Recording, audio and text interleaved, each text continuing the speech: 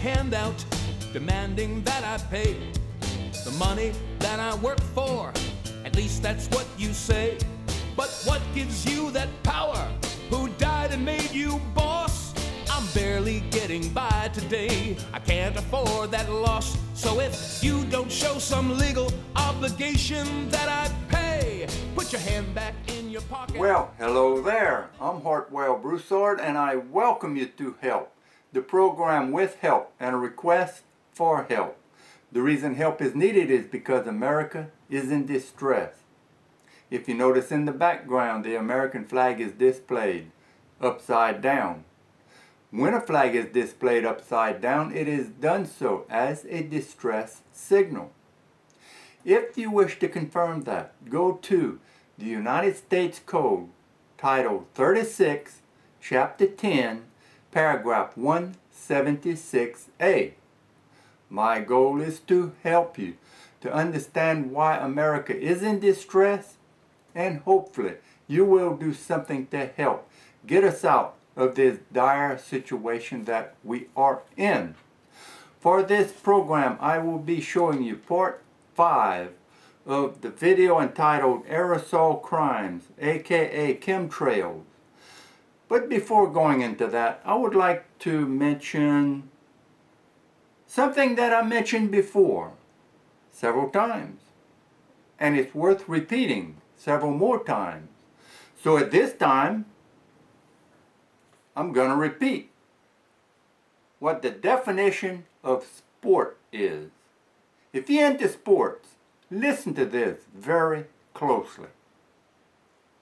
The definition of sport: to amuse oneself.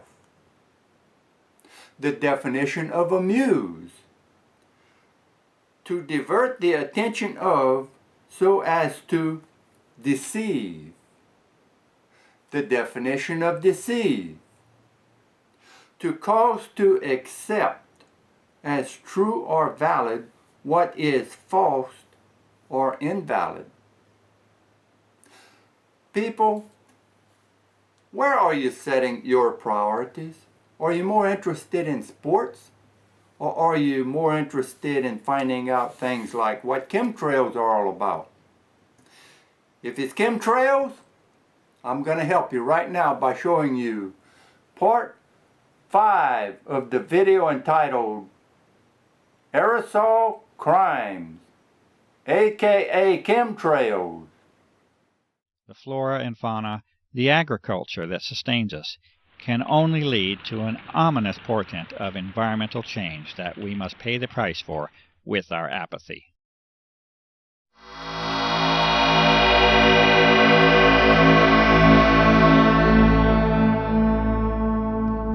Not only are the moisture and heat characteristics of the atmosphere altered with the introduction of aerosols, but the electromagnetic properties have likely been changed as well.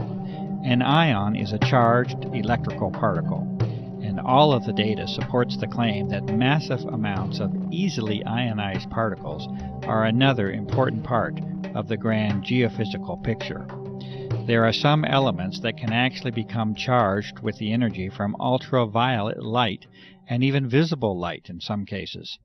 Barium is one such element that falls into this category. The implications of being able to modify the atmosphere electrically and magnetically are enormous, and a variety of physical methods that are used to transfer, manipulate, control, and propagate energy in that medium must then be considered. As an example of how a small change can produce a major effect, consider the following statement from Lancaster University in the United Kingdom on the topic of the ionosphere. Quote, "Although less than 1% of the upper atmosphere becomes ionized, the charged particles make the gas electrically conducting, which completely changes its characteristics. The ionosphere can carry electrical currents as well as reflect, deflect, and scatter radio waves." Unquote. What we see, therefore, is that a small change in the electrical properties of the atmosphere, be it the upper or now lower atmosphere, completely alters the way in which that shell around the Earth can be used. This concept introduces us to the topic of plasma physics, which may be more in the grasp of common understanding than might first be believed. Most of us are familiar with a neon or fluorescent light tube. This is a perfectly common example of what plasma physics is about. In that tube, there is an ionized gas, and energy can easily be sent through that tube to produce the effect of light in that case. A plasma is an electrically conductive gas.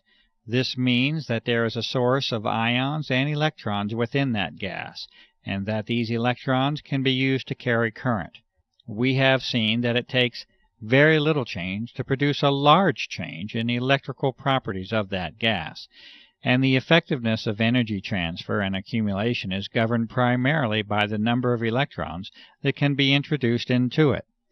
The term that describes this is electron density, and it becomes increasingly important in our understanding of the likely goals of the aerosol operations. Multiple measurements of atmospheric conductivity levels, extremely low frequency and very low frequency radiation, as well as magnetic variation, support the claims made that the basic electrical properties of our atmosphere have been changed. These two physical properties alone that have been mentioned, that of thermodynamic and electrodynamic change, have the prospect of changing our world so much that even the most conservative of environmentally aware individuals should be aware of the prospect for disturbance and damage. Changes in heat and energy are at the foundation of the life of this planet and all those who dwell upon it.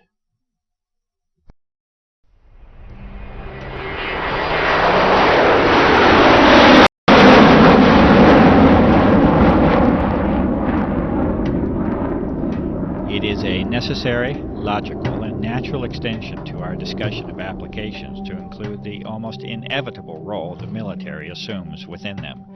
Indeed, the dichotomy of extreme, sustained, and continuous interest and monitoring of the aerosol research by the military and intelligence complex, juxtaposed with the public declaration by the U.S. Air Force that this entire subject is a hoax, is curious enough that many of us may wish to seek the truth of the matter. The most advanced military agencies, intelligence services, and defense contractors clearly have an interest in monitoring and controlling the level of discussion and disclosure on the aerosol issue. The tools of research and analysis must therefore be used at least in part to compensate for the lack of openness that now shrouds this democracy under the guise of national security. A glimpse into the military window has been achieved, and a central theme will eventually emerge, and that is of control. Control in the deepest and far-reaching sense that you may imagine. For when the atmosphere of the planet is controlled, life itself, in the end, is controlled. With a basic knowledge of plasma physics, that is, the physics of an energized gas or atmosphere, it is impossible to proceed further without at least a brief introduction to the HARP facility and technology. HARP, or High Active Auroral Research Program, is operated by the U.S. Air Force and is claimed to be simply a research facility. The stated purpose by the Air Force for the HARP project is that of a scientific endeavor aimed at studying the properties and behavior of the ionosphere, with particular emphasis on being able to understand and use it to enhance communications and surveillance systems for both civilian and defense purposes. It may be this, and then again, it may be more than simply a scientific endeavor. It may also be enlightening to consider United States Patent 4686605 by Bernard Eastlund in 1987 entitled, A Method and Apparatus for Altering a Region in the Earth's Atmosphere, Ionosphere, and/or Magnetosphere. There are many who have sensibly concluded that this patent essentially represents a blueprint for the HARP facility as it has been constructed. This patent makes mention of numerous objectives and methods of operation that far exceed any scientific endeavor alone, and references the work of Nikola Tesla as a source of historical contribution. The amazing inventions and achievements of Tesla with respect to energy transfer and amplification, including the use of the atmosphere as a medium for sending energy from point A to point B, are well documented. The documents of Tesla were eventually confiscated at the close of his life, especially as they related to military matters, and he is generally now accepted as an unrecognized genius. The current incarnation of ionospheric heating is able to, according to Mr. Eastland, put unprecedented amounts of power in the Earth's atmosphere at strategic locations, and to maintain that power level with the pulsing of energy. This patent also recommends the use of large clouds of barium so that ionization by sunlight will increase the electron density within the plasma environment. Testing and analysis does now positively indicate the presence of unusual levels of barium, a toxic element, within atmospheric samples. The amount of power inherent in the design of the HARP project is further indicated by Mr. Eastland stating that the present invention can be formed to simulate or perform the same functions as a detonation of a heave-type nuclear device, without actually having to detonate such a device. A heave weapon has the effect of lifting the magnetic field of the Earth itself, and involves the expenditure of massive amounts of energy. The patent is further stated to have numerous military implications, including the enhancement of or interference with communication and guidance systems, including those of airplanes and missiles, radar interference, missile destruction, weather modification, material transport of micron-sized particles, and molecular change of the atmosphere are each mentioned as further applications of the patent design. The executive summary for the HARP project also specifically mentions forcing the descent of particles from the atmosphere toward the ground using ELF radiation from HARP. Clearly, environmental modifications, the electromagnetic transfer of energy, and military operations of global impact are already in sight from the existence of these aerosols within our atmosphere.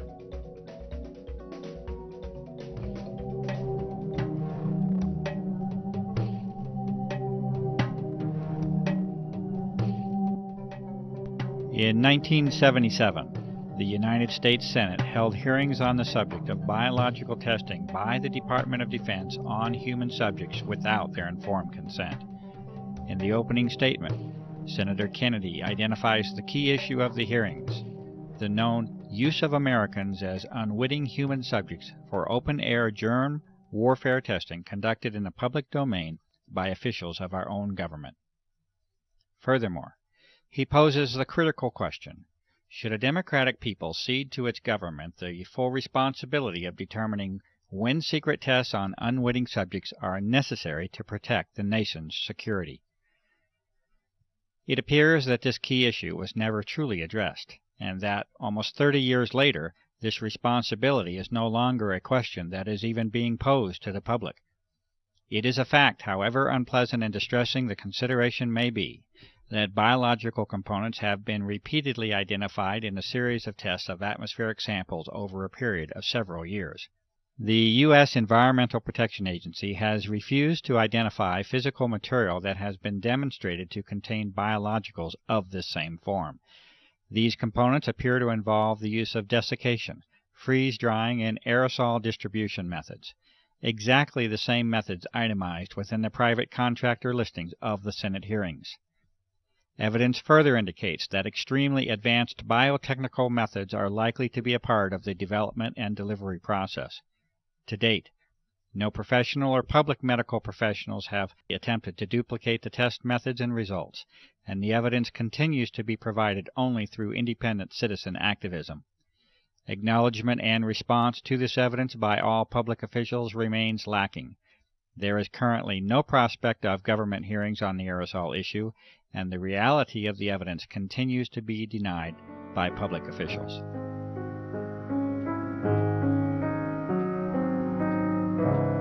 And lastly, although more conceptual in nature than our earlier discussion on environmental modification, electromagnetic, military, and biological aspects of the aerosol issue, it is not unreasonable to consider interactions with the Earth as a whole.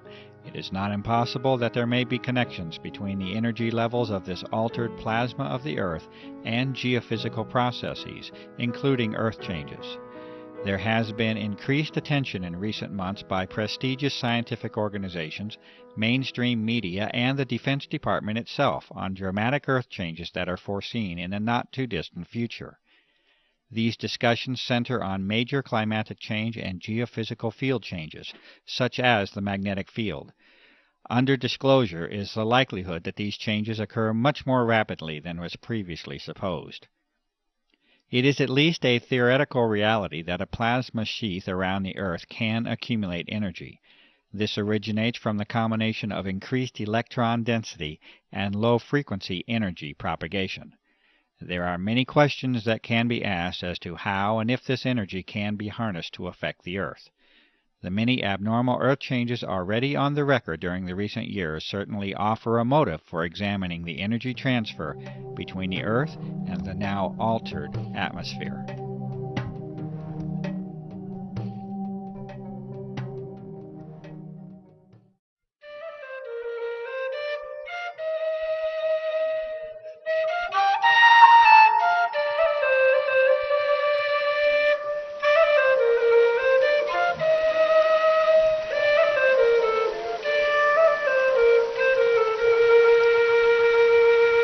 You have seen traces of a world still in a state of beauty, and you have seen the signs of a terrible change. It will be for you to decide if the claims of this documentary are true or not. You have seen the distinctions between what mankind has known for decades to be in harmony with our surroundings, and that which is a product of our urge for technological supremacy over nature. You have seen a clear sky, this blue that was but is no more. The sky that has been taken away from us all.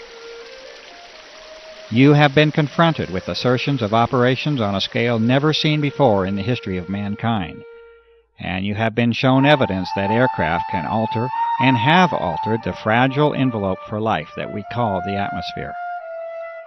You have seen science and sampling applied to the problem over and over at the grassroots level. Numerous methods have been demonstrated that show artificial and deliberate modification of the atmosphere, including its chemical, thermal, electromagnetic, and physical properties. There are detrimental effects that can be anticipated and that have been observed as a result of these changes in our air, and we must all accept the consequences of the toxic environment that has been created. The health of our home and lives have been sacrificed in the search for dominion and control. You have witnessed a high level of interest in the subject of this documentary by the military branches at the highest level, the intelligence services, the chemical industry, research organizations, defense contractors, bioengineering firms, and the pharmaceutical complex. You have heard the responses of the public, government, and even environmental organizations in response to the innumerable requests by the public for investigation. These responses repeatedly revert to describing phenomena that are normal and commonly observed, while denying and dismissing the extraordinary observations that sensible and reasonable citizens have called attention to. There has been a sustained campaign to ridicule and discredit the cumulative efforts of years of research, activism, and devotion by countless individuals acting from the motive of concern for the health of this planet and its inhabitants. A free and democratic society, if it is to continue to exist, must be able to openly discuss the benefits of technological and military supremacy against the deleterious impact upon the environment that we as global citizens must share. Divine rights of humankind must assume their rightful place amongst the individual nation's right for military security and secrecy. You have heard the responses of only a few citizens and professionals who state their sensible concerns about the impact of the aerosol operations upon our environment and our health. The lack of time prevents the presentation of the awareness that is now known to be shared by a grassroots network that conservatively must include millions of people.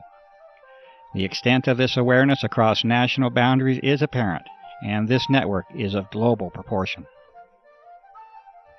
The control of media information by relatively few corporate interests appears to be a significant factor in the restriction of honest and open public discourse on the aerosol issue.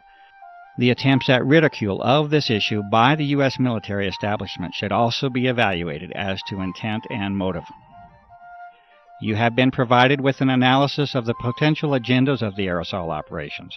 The conduct of environmental, military, electromagnetic, biological, and geophysical operations are each consistent with the vast body of information and evidence that has been accumulated over a period of more than 5 years.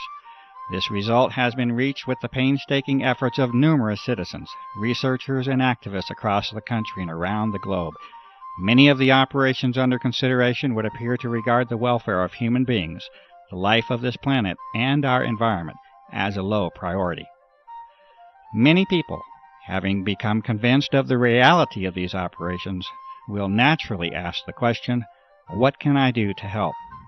It is also known from experience in history that many of these same individuals feel helpless and powerless after they confront the immensity and complexity of the operations.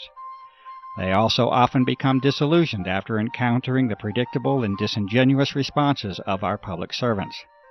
It is also known that the traditional methods of dissent and activism are no longer working, and the political process is failing in a constitutional sense. Petitions have been signed and disregarded. Appeals for investigation are dismissed.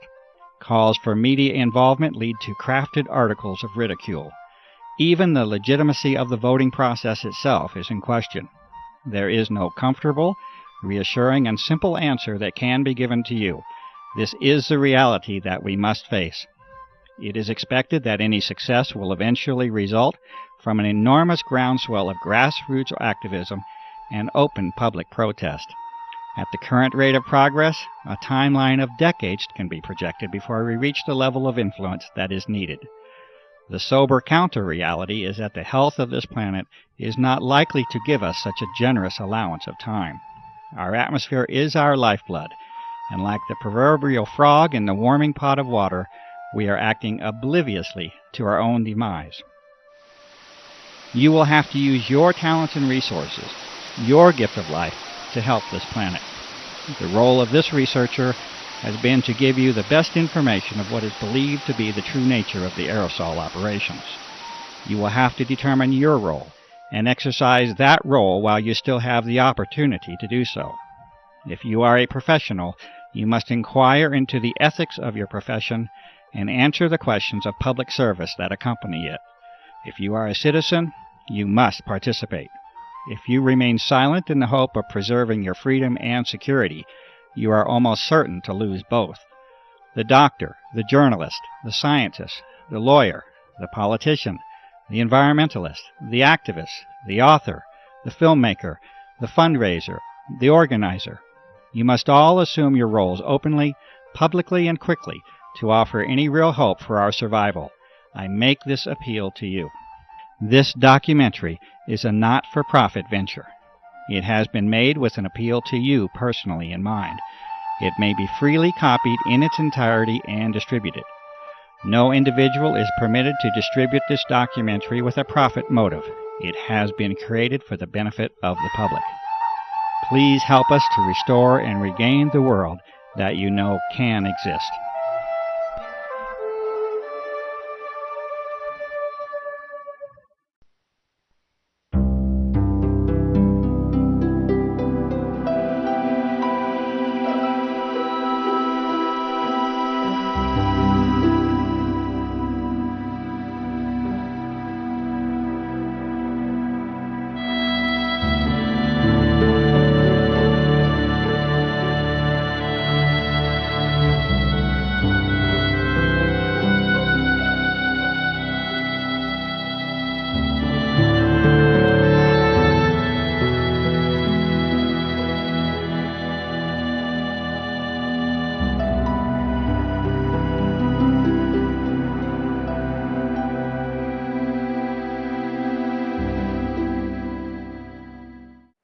Well, I hope I have helped you by showing you this video entitled Aerosol Crimes, aka Chemtrails, released by Clifford Cornicom. And for the last time, I want to give you his website, www.carnicom.com. Please visit his website Please give the website to other people. Please pay attention to these chemtrails. They are hurting us. It's time to stop these evil people, or they will do what they desire to do, which is kill us. Think about that until next time. And until next time, may all your sunsets set right, and may the good Lord bless you both, day and night. Tax extortion, but won't work with me no